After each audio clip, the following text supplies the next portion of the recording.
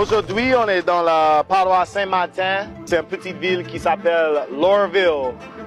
Et actuellement, c'est l'endroit originalement où les Acadiens premiers arrivés dans la Louisiane. Mais aujourd'hui, on n'est pas ici pour les Cajuns, on est ici pour les Créoles. Et donc, vous allez voir beaucoup de vaches noirs et créoles avec des ancêtres amérindiens et noirs et aussi des Européens aussi. C'est un mélange de tout. Aujourd'hui, on suit notre cher collègue Drake Leblanc sur un trail ride pour apprendre la culture des vaches noires, le sujet de son nouveau documentaire Footwork.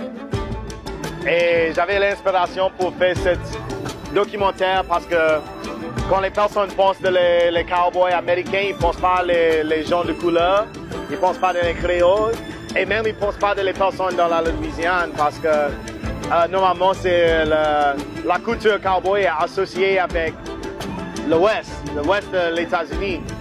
Donc je fais son documentaire pour commencer des conversations et pour les personnes demander des questions.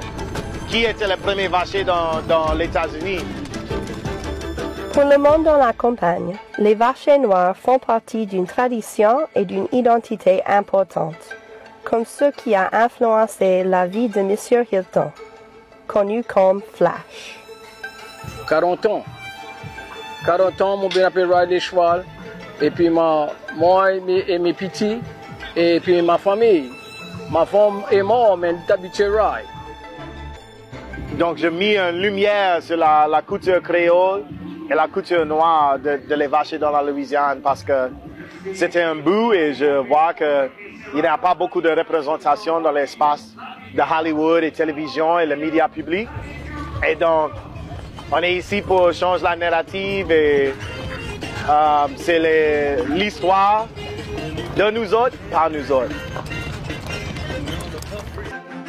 Les vaches noirs dans la Louisiane parlent créole. Pas tous les vaches, mais la culture de cowboy vient des francophones de couleur, les francophones créoles, les francophones, les Amérindiens qui parlent français. Donc, c'était impossible de faire un film sans français, sans le créole louisianais parce que c'est tout partout. Et on va voir aujourd'hui quand tu es sur le trail ride.